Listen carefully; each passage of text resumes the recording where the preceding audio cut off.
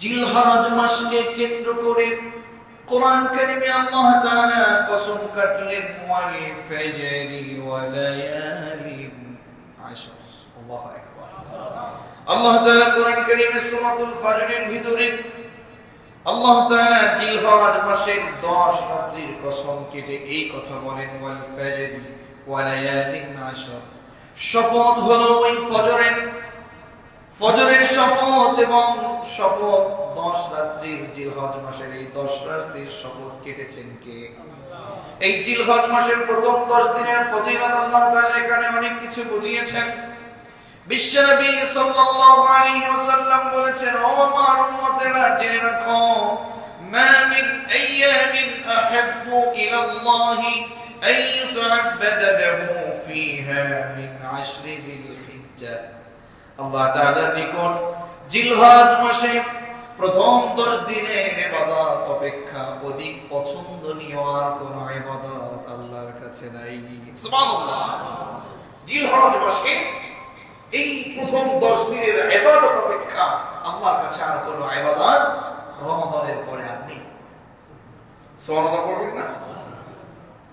একটু বোঝার চেষ্টা করুন, গুরুত্বপূর্ণ কিছু কথা। ওয়াল ফাজরি ওয়া লায়ালিন আশর, ফজরের কসম কেটেছে কে? আবার 10 রাত্রি কসম কেটেছেন। মুফাসসিরিনে কেরাম বলেছেন যে এখানে জিলহজের প্রথম 10 রাত্রির কসম কেটেছেন। আল্লাহু আকবার। বিশ্বনবী সাল্লাল্লাহু আলাইহি ওয়াসাল্লাম সুনান তিরমিজির বর্ণনা, বিশ্বনবী বলেন, মা মিন আইয়ামিন আহাব্বু ইলাল্লাহ আন ইউতাআব্বাদা লাহু ফীহা মিন আশরি যিল হিজ্জাহ। আল্লাহ তাআলার নিকট জিলহজ মাসের যে প্রথম 10 দিন, এই 10 দিন যদি কেউ ইবাদত করে তার অপেক্ষা অধিক পছন্দনীয় আর কোন ইবাদত হতে পারে। এরপরে সামনে হাদিসে বিশ্বনবী বলেন, ইয়াদিলু সিয়ামু কুল্লি ইয়াউম মিনহা বিসিয়ামি সানাতিন ওয়া কিয়াম কুল্লি লাইলাতিন মিনহা বিকিয়াম লাইলাতুল কদরি লা সিয়ামা শুমু আরাফা। সুবহানাল্লাহ। বিশ্বনবী সাল্লাল্লাহু আলাইহি ওয়াসাল্লাম বলেন, জিলহজ মাসের প্রথম যে 10 দিন, এই 10 দিনের ভিতরে একদিন যদি কেউ রোজা রাখে তার প্রত্যেক দিন রোজা 1 বছরের রমজানের সমতুল্য। একটা রোজা, সুনানে তিরমিজির বর্ণনা, একটা রোজা 1 বছরের সমান। আল্লাহু আকবার। কি চমৎকার কথা। 1 বছরের সমান একটা দিনের রোজা 1 বছরের সমান। শুধু তাই না, বিশ্বনবী আরো বলেন, আর যে প্রত্যেক রাত, এই রাতের যে ইবাদত, এই রাতের ইবাদত লাইলাতুল কদরের ইবাদতের সমান করে আল্লাহ তাআলা কবুল করবেন। প্রত্যেকটা রাতের ইবাদত যেন লাইলাতুল কদরের সমান। সুবহানাল্লাহ বলেন না কেন? আমার নবীজি আরো বলেছেন, তবে এর ভিতরে বিশেষভাবে 9 তারিখ আরাফার রোজার কথা বিশেষ করে উল্লেখযোগ্য। আল্লাহ রাসূল বলেছেন, সুমু আরাফাত আল্লাতী ক্বালা ফীহা আলাইহিস সালাতু ওয়াস সালাম, সুমু ইয়াউমি আরাফা ইন্নী আহতাসিবু আলা আল্লাহি আন ইউকাফফিরাস সানাতা আল্লাতী ক্বাবলা ওয়াস সানাতা আল্লাতী বাদা। যেই ব্যক্তি ইয়াউম আরাফার দিনে, রমাদানের সিয়ামের পরে ইয়াউম আরাফার দিনে যেই ব্যক্তি সিয়াম পালন করবে, আরাফার দিনের সিয়ামটা পালন করবে, 9 তারিখ সিয়াম পালন করবে, বিশ্বনবী নিজে বলেন, ইন্নী আহতাসিবু আলাল্লাহ, নিশ্চয় আমি আল্লাহর কাছে, আল্লাহর দরবারে এই আশা রাখি। এই আশা রাখে কে? মুহাম্মদ সাল্লাল্লাহু মুহাম্মদ সাল্লাল্লাহু নিজে বলছেন, শোনো, আমি নিজে আল্লাহর দরবারে এই আশা রাখি, ইন্নী, নিশ্চয় আমি মুহাম্মদ সাল্লাল্লাহু আহতাসিবু আলাল্লাহ, আমি আশা রাখি যে আইয়ুকাফিরা as-sanata allati qabla was-sanata allati ba'da, যেই ব্যক্তি এই আরাফার দিবসে 9 তারিখে সিয়াম পালন করবে তার পূর্ববর্তী ও পরবর্তী বছরের গুনাহ আমার আল্লাহ তাআলা মাফ করে দেবেন। তাহলে জিলহজ মাসের গুরুত্ব কম না বেশি? আরো জোরে। জিলহজ মাস ফজিলতপূর্ণ মাস। জিলহজের প্রথম 10 দিন ফজিলতপূর্ণ 10 দিন। সুবহানাল্লাহ পড়েন। ওয়ালায়ালিন আশর। এই আয়াতের তাফসীর করতে গিয়ে আমরা সামনের দিকে এগোচ্ছিলাম। তবে জিলহজ মাসে মোটামুটি 10টা আমল আমি আপনাদের কাছে নোট করে নিয়ে এসেছি। কয়টা আমল? আরো জোরে। জিলহজ মাসে 10টা আমল একটু মাথায় ভালো করে গুছিয়ে নেন, একটু মুখস্থ করে নেন। আশা রাখি আপনার কাজে দেবে। যদি একেবারেই মুখস্থ না হয়, আমলের সাথে মিলিয়ে নেন। এখনই চিন্তা করে নেন এখন থেকে আমল করব। কয়টা আমল? আরো জোরে। বিশ্বনবী বলেছেন যে এই ব্যক্তি কুরবানি দেওয়ার আশা করবে। কিসের আশা? যারা হজ করতে চলে গেছে তাদের সাথে সমান করে আমল করার কিছু সুযোগ আমাদের জন্য বিশ্বনবী রেখেছেন। সুবহানাল্লাহ বলবেন। দোয়া করে, যেহেতু মনে হয়ে গেছে, স্মরণ হয়ে গেছে, যারা এই বছর যেতে পেরেছে আল্লাহ তাআলা যেন আমাদেরকে আগামী বছর কবুল করেন, হজের জন্য করেন। আমিন। আমার ভাইয়েরা, বিশ্বনবী বলেছেন যে ব্যক্তি কুরবানির জন্য ইচ্ছা পোষণ করবেন, জিলহজ মাসে চাঁদ ওঠার আগেই তার চুলগুলো কেটে ফেলবেন, নখগুলো কেটে ফেলবেন, গোপন পশমগুলো কেটে ফেলবেন, যেগুলো কাটা সুন্নাহ ভিত্তিক আমল। এজন্য আমরা সকলেই এই আমলটা করব।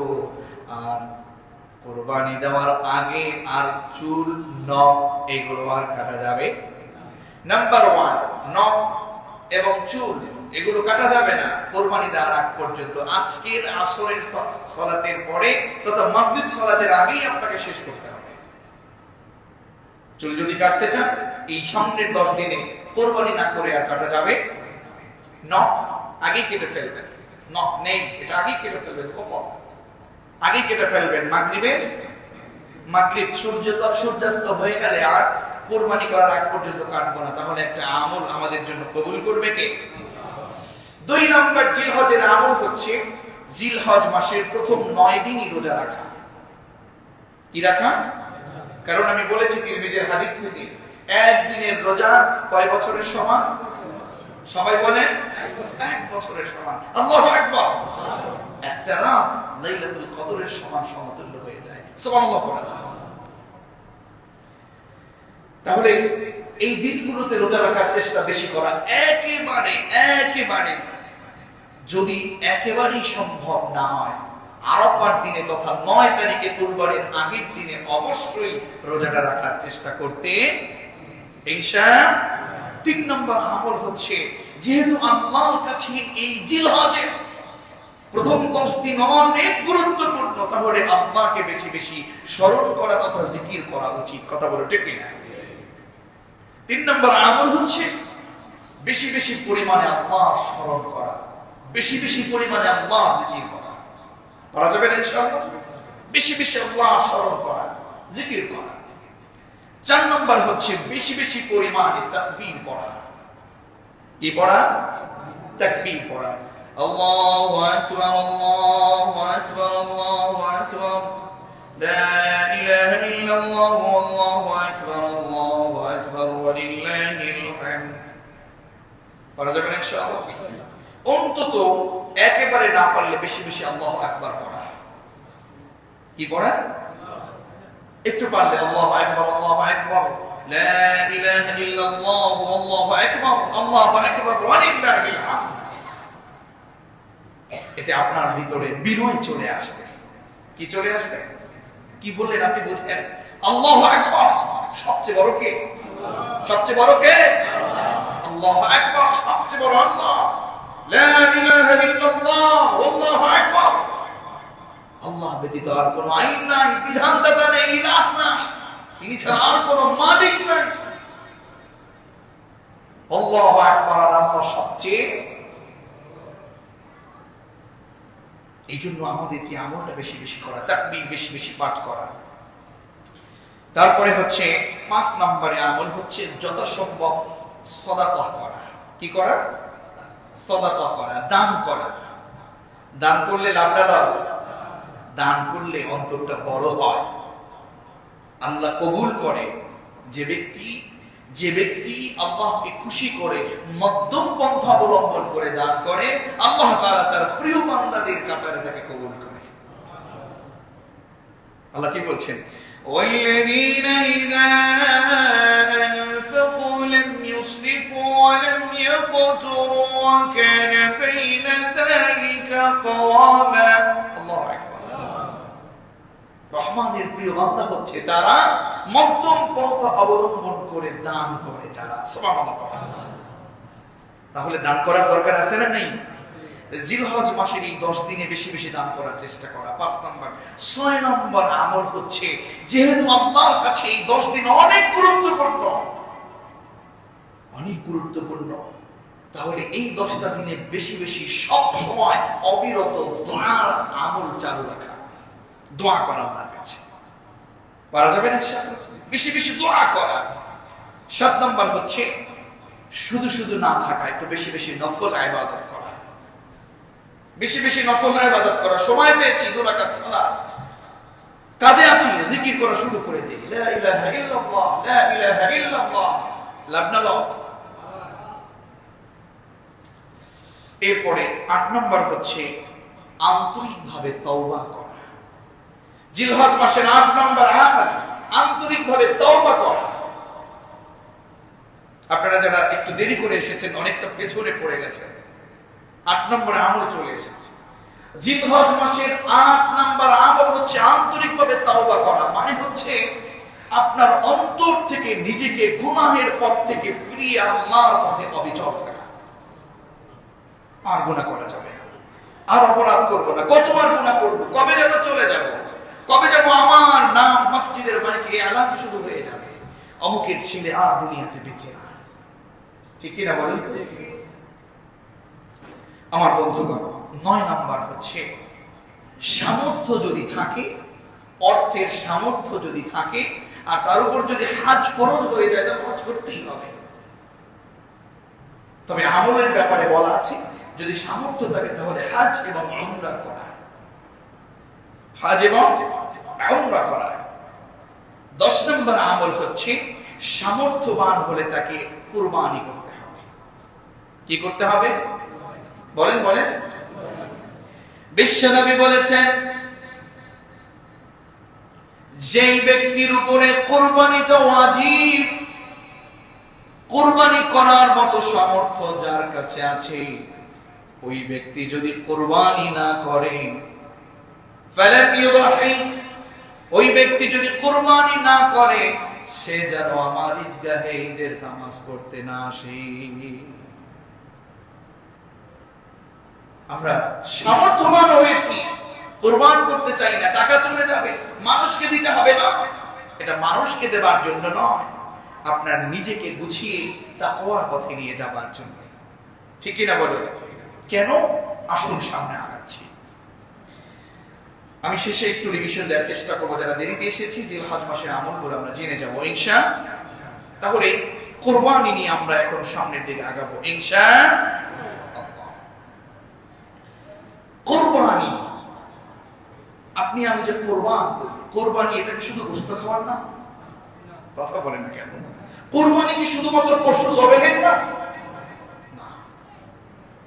কুরবানি এটা যদি এক কথায় আপনি প্রকাশ করতে চান, তা হচ্ছে আপনার রবের সন্তুষ্ট চিত্তে স্যাক্রিফাইস করা, উৎসর্গ করে দেয়া। কিভাবে কি করবেন এটার জন্য নির্দিষ্ট কিছু মাসলা আছে। মন মতো চাইলেই কুরবানি করা যাবে। আমার বন্ধুগণের জন্য আল্লাহ রাব্বুল আলামিন কোরআন কারীমে বলছেন, লা ইয়ানালুল্লাহা দুহুমুহা ওয়ালা দিমাউহা ওয়ালাকিন ইয়ানালুহু আত-তাকওয়া মিনকুম। জোরে বলুন আল্লাহু আকবার। আল্লাহ তাআলা বলছেন, ও গোলাম, তুমি বুঝি কুরবানিকে শুধুমাত্র জবেহ করে পশু গোশত তুমি এটা খাবে? বিষয়টা আমি আল্লাহর কাছে এমনটা নয়। লা ইয়ানালুল্লাহা লুহুমুহা, লাহাম মানে হচ্ছে গোশত, আল্লাহ বলছেন তুমি যে পশুটা জবেহ করেছো ওই পশুর গোশত আমি আল্লাহর কাছে পৌঁছায় না, কিংবা তুমি যে পশু জবেহ করেছো ওয়ালা দিমাওয়া, তুমি যে পশু জবেহ করেছো ওই পশুর রক্তটা পর্যন্ত, দাম মানে হচ্ছে প্লান, রক্তটা পর্যন্ত আমি আল্লাহর কাছে পৌঁছায় না, লেকিন ওয়ালাকিয়ানালুহুত তাকওয়া মিনকুম, তুমি গোলামের তাকওয়াটা আমি আল্লাহর কাছে পৌঁছে যায়। সুবহানাল্লাহ। তুমি যে গোশত খাওয়া, তুমি যে পশু জবেহ করবা, ওই পশুর গোশত বলো, রক্ত বলো আমি আল্লাহর কাছে পৌঁছায় না, বরং আমি আল্লাহর কাছে তোমার ভিতরের তাকওয়াটা পৌঁছায়। সুবহানাল্লাহ। কি জিনিস এই তাকওয়া? কি চাই এই তাকওয়া? কি বলতে চায় মানে? আল্লাহ তাআলা বলছেন শোনো গোলাম, এজন্য তোমাকে আমি বলতে চাই তোমার তাকওয়াটা আমি আল্লাহর কাছে পৌঁছায়। তুমি যে কুরবানিটা দিবা, এই কুরবানির অর্থ যেটা হবে, ওই অর্থের ভিতরে হারাম কোন অর্থ থাকলে আমি আল্লাহর কাছে তোমার কোন কুরবানি পৌঁছাবে? চিন্তা করেন তো, আপনি যখন পশু জবেহ করবার জন্য পশু সামনে নিয়েছেন, আপনি পশুর সামনে নিয়ে আল্লাহকে স্মরণ করে আপনি বলতেছেন ইন্না সালাতি ওয়া নুসুকি ওয়া মাহইয়ায়া ওয়া মামাতি লিল্লাহি রাব্বিল আলামিন। জোরে বলুন আল্লাহু আকবার। ও রাসূল আপনি বলে দেন ইন্না সালাতি, নিশ্চয় আমার নামাজ, ওয়া নুসুকি আমার কুরবানি, ওয়া মাহইয়ায়া আমার জীবন, ওয়া মামাতি আমার মৃত্যু, এটা কোন নেতার জন্য নয়, ওয়া মামাতি লিল্লাহি রাব্বিল আলামিন, গোটা বিশ্ব জগতের মালিক যিনি, সেই রবের জন্য আমার জীবন, আমার মরণ, আমার নামাজ, আমার কুরবানি। কথা কার? এখন আপনি আল্লাহর জমিনে আল্লাহর গোলাম হয়ে যেই নামাজে আপনি এখানে এসেছেন, যে কুরবানিটা আপনি এখানে দিতে চাচ্ছেন, আপনি যে নামাজে এসেছেন, আপনার শরীরের ভিতরের রক্ত গোশত এটা হারাম। আপনি যে পোশাক পরিধান করেছেন, এই পোশাকটা যদি হয় হারাম, আপনার যেই সময়টা আপনি ব্যয় করছেন চাকরিতে, কাজে বাজে, সেই হারাম চাকরি, হারাম কাজে নিজেকে বিলীন করে দিয়েছেন, আপনার রক্ত, আপনার গোশত, আপনার পোশাক যদি হয় হারাম, আর আল্লাহর সামনে দাঁড়িয়ে যদি বলেন এটা নামাজ আমার আল্লাহর জন্য, বলেন তো আল্লাহ কি এটা নেবে নাকি? কুরবানি দিতে গেলেন, আপনি কুরবানি দিতে গেলেন, কুরবানি দিতে গিয়ে আপনি যখন কুরবানি দেয়া স্টার্ট করলেন, কুরবানির চিন্তা করলেন, এমন ভাবে কুরবানি দিলেন যেই টাকাটা আপনি ইনকাম করলেন ওই টাকাটা হারামের টাকা, ওই টাকাটা হারামের টাকা, ওই টাকাটা অবৈধ টাকা, মানুষকে জুলুম করা টাকা, মানুষকে ঠকানো টাকা, মানুষকে কষ্ট দেওয়া সম্পদ, এটা দিয়ে আল্লাহর সামনে আপনি পশুর সামনে আনলেন আর বললেন ওয়ানুসুকি আমার কুরবানি লিল্লাহি রাব্বিল আলামিন। আল্লাহর কসম করে বলছি আপনার এই নামাজ, আপনার এই কুরবানি আল্লাহর কাছে যাররা পরিমাণ গ্রহণযোগ্য হবে না। এসে আর বুঝাবো কেমন? এরপরে যদি না বসে মনে করবো এটার মাথা ভিতরে একেবারে তার একটা সেরা, না হয় কুকুরে প্রস্তাব করছে, আর কিছু না। ঠিক কিনা বলো? সারা জীবন তুমি ইনকাম করেছো হারাম, সারাটা বছর তুমি ইনকাম করেছো হারাম, সুদের ব্যবসা দিয়ে তুমি একটা গরু কুরবানি দিবা, গরুর দাম কত? 2 লাখ। কত বলে না? কত দাম? কত? 2। অথচ 2 টাকা সেটার মধ্যে হারাম ঢুকেছে, ওর কুরবানি হবে? আল্লাহ তাআলা এটাই চাইলেন, গোলাম তুমি সারাটা বছর তুমি কোন পথে ইনকাম করেছো, এই ইনকাম করাটা তোমার যদি হারাম হয়ে যায়, এই ইনকাম করাটা তোমার যদি হারামের উপর অবিচল থাকে, আমি রব তোমাকে বলছি তোমার এই টাকাটা কোনোভাবেই গ্রহণযোগ্য নয়। আমি রব বলছি এই টাকাটা তোমার হারাম থাকার কারণে, ওয়ালাকি ইয়ানালুহুত তাকওয়া মিনকুম, তোমার যে তাকওয়ার ভয় তুমি করেছো, এই যে তাকওয়ার ভয় করলা, এই তাকওয়ার ভয় করার কারণে তোমার কুরবানি হবে, কিন্তু তাকওয়ার নাম দিয়ে তুমি অবৈধ পথে ইনকাম করেছো। আমি রব বলছি, তোমার সেই পশুর জবেহের সেই গোশত কিংবা সেই রক্তটা আমি আল্লাহর কাছে পৌঁছায় নাই।